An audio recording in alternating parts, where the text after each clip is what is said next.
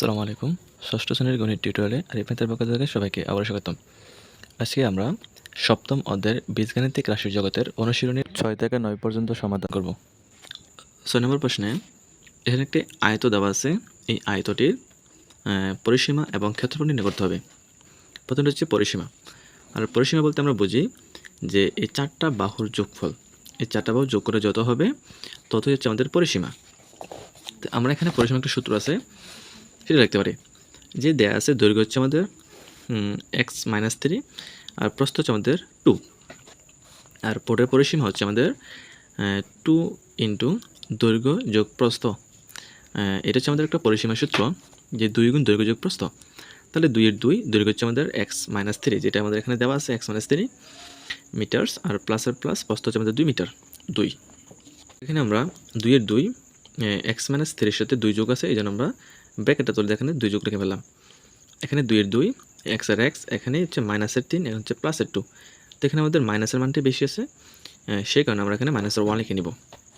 যে 3 থেকে যে আমরা 2 বিয়োগ করে দিই তাহলে আমরা 1 পাচ্ছি, আর সেটা হচ্ছে আমাদের মাইনাসের। আর এখন এই 2 এর সাথে x - 1 হচ্ছে গুণ, তাহলে 2x এর 2x মাইনাসের মাইনাস 2 একে 2 মিটার, সেটা হচ্ছে আমাদের এই আয়তাকৃতি বোর্ডটির পরিসীমা 2x - 2।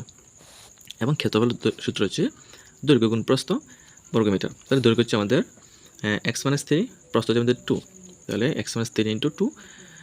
তাহলে এই 2 সাথে আমরা সবটা গুণ করবো, তাহলে 2x এ 2x, এটা প্লাসের মান, এই 3 হচ্ছে মাইনাসের মান, তাহলে প্লাসের মাইনাসে মাইনাস 3 দোকানে 6 বর্গমিটার, সেটা হচ্ছে আমাদের বোর্ডটির ক্ষেত্রফল।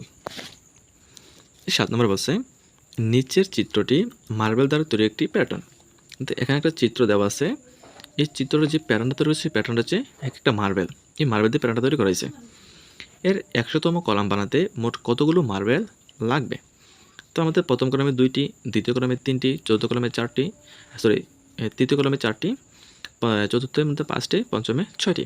তো এমনি এমনি করে আমাদেরকে মোট 100টি কলাম তৈরি করতে হবে। এখানে 2, 4, 5টা কলাম আছে, তো 100টা কলাম তৈরি করলে আমাদের কতগুলো মার্বেলের প্রয়োজন হবে সেটা বের করতে হবে। তো এখানে আমরা লিখে নিতে পারি যে প্রথম কলাম বানাতে মার্বেল লাগে 2টি। তো এখানে আমাদের প্রথম যে কলামটা আছে সেটা হচ্ছে আমাদের প্রথম কলাম, এই যে দ্বিতীয়, তৃতীয়, চতুর্থ, পঞ্চম কলাম। তো এখানে প্রথম কলামে আমাদের 2টি মার্বেল লাগছে, তো এখানে আমরা 2টি এখানে পেলাম, আর 2টি হচ্ছে আমাদের 1 যোগ 1, যেখানে একটা এবং একটা, এই একটা যোগ করে আমরা 2টা পাচ্ছি, তো 1 যোগ 1টি মার্বেল। এবং দ্বিতীয় কলাম বানাতে মার্বেল লাগে 3টি, যে 1টি, 2টি, 3টি। তো প্রথমটা বরাবর করলে আমরা পাচ্ছি এখানে 2টি, এবং অবশ্যই আমাদের 1টি, তার 3টি হচ্ছে, সেখানে আমরা 2 যোগ 1 রেখেছি, তাই 2 একে যোগ করলে 3টি। এবং তৃতীয় কলাম হচ্ছে 4টি। তো তৃতীয় কলামে যে মার্বেলগুলো আছে সেই মার্বেলগুলো আমরা লিখতে পারি 3 যোগ 1। এই 3 লেখার কারণ হচ্ছে গিয়ে দ্বিতীয় কলামে 3টি, 3টি বরাবর থেকে আমাদের 1টি বাড়ছে, তো সেখানে আমরা এখানে 3 যোগ 1। তো এখানে চতুর্থ কলামে হচ্ছে 5টি, 4 যোগ 1। পঞ্চম কলাম হচ্ছে আমাদের 6টি, 5 যোগ 1টি।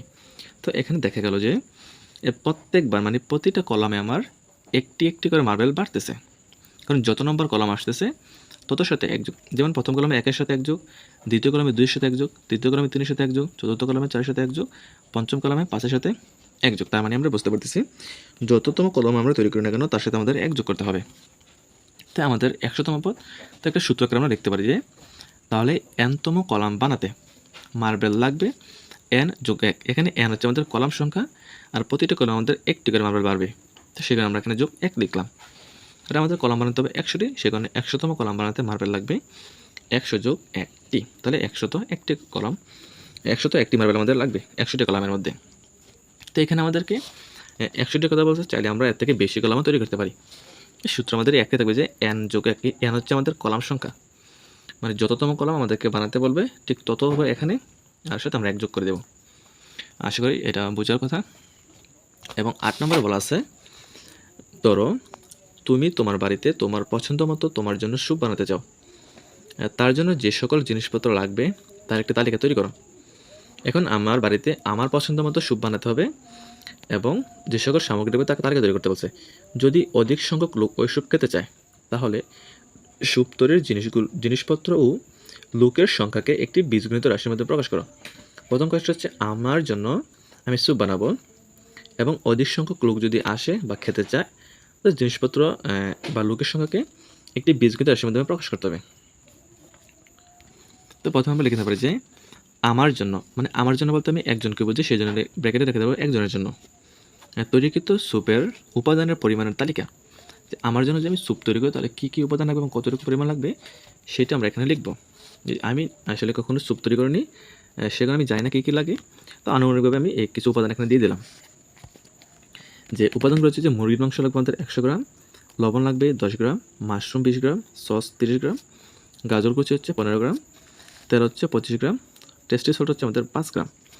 তো মূলত এই উপাদানগুলো আমাদের লাগবে স্যুপ তৈরি করতে। সেটা হচ্ছে আমাদের একজনের জন্য, মানে আমার জন্য। আর কতটুকু পরিমাণ লাগতেছে সেটা আমি এখানে লিখে দিলাম। তো একজনের মোট উপাদানের পরিমাণ, মানে একজনের জন্য তৈরি করতে গেলে কী কী উপাদান লাগতেছে এবং কতটুকু করে লাগতেছে সেটা আমরা করে নেব। তাহলে সবগুলো যদি আমরা যোগ করি তাহলে পাচ্ছি 205 গ্রাম। তো এখানে একজনের জন্য যদি আমি স্যুপ তৈরি করি তাহলে আমাদের মোট উপাদান লাগবে 205 গ্রাম। তো এখানে বইয়ে বলছে যে অধিক সংখ্যক লোক ওই স্যুপ খেতে চায়, তাহলে স্যুপের তৈরি জিনিসপত্র ও লোকের সংখ্যাকে একটি বিধিনির্দেশে প্রকাশ করা। এখানে অধিক সংখ্যক বলা আছে, কিন্তু নির্দিষ্ট করে বলা নেই যে কতজন লোকের জন্য তৈরি করতে হবে। তাই সেই অধিক সংখ্যক বলার কারণে আমরা ধরে নেব এক্স সংখ্যক, যে এক্স সংখ্যক মানুষের জন্য মোট উপাদানের পরিমাণ হবে এক্স গুণ 205, মানে 205 এক্স গ্রাম উপাদান লাগবে। কারণ একজনের জন্য যদি আমাদের 205 গ্রাম লাগে, তাহলে আমরা যদি 5 জনের জন্য তৈরি করি তাহলে 5 জনের জন্য তৈরি করলে আমাদের লাগবে 205 গুণ 5 সমান 5 5 25, 5 গুণ 10, তাহলে 1025 গ্রাম লাগবে।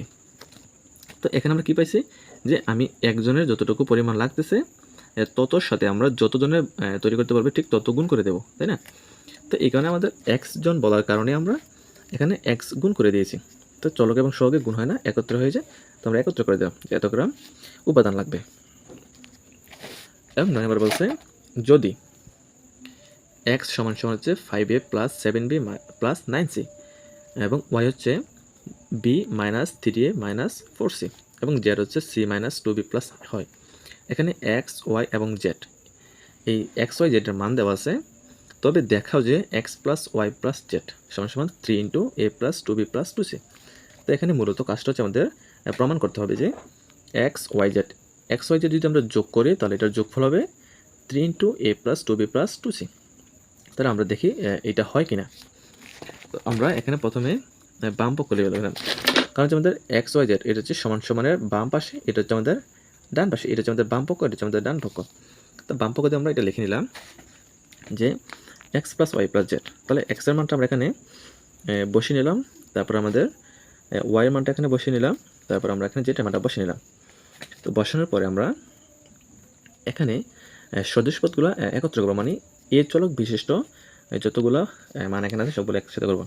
তো এখানে হচ্ছে 5a, তারপর হচ্ছে মাইনাস 3a, তারপর হচ্ছে প্লাসের এ, তারপরে প্লাস চিহ্ন দিয়ে আমরা লাগবে 7b হচ্ছে আমাদের প্লাসের, তারপর হচ্ছে আমাদের বি, তারপর হচ্ছে মাইনাস 2b, তারপর হচ্ছে প্লাসের 9c, প্লাস দিয়ে 9c, তারপর হচ্ছে আমাদের 4c হচ্ছে মাইনাসের, তাহলে মাইনাসের 4c, তারপর হচ্ছে আমাদের মাইনাসের এখানে হচ্ছে প্লাসের c।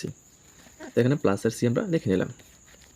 তো এখানে আমরা এ 5 হচ্ছে আমাদের যোগের, এখানে এ হচ্ছে আমাদের যোগের, তাহলে যোগের করে যোগ করি তাহলে 5টা এ এবং হচ্ছে একটা এ, তাহলে 6টা এ বিয়োগ 3 এর 3a।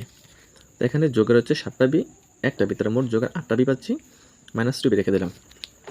এখানে হচ্ছে যোগের 9টা সি, এখানে হচ্ছে যোগের একটা সি, 9টা এবং একটা পাচ্ছি আমরা 10টা সি, মাইনাস 4c রেখে দিলাম। 6 থেকে 3 বাদ দিলে পাচ্ছি 3টা এবং 8 থেকে 2টা বাদ দিলে পাচ্ছি আমরা কিন্তু 6টা।